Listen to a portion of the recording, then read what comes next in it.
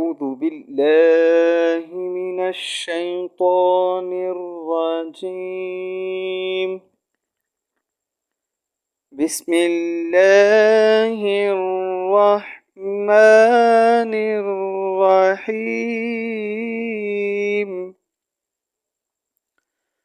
قل أعوذ برب الناس ملك الناس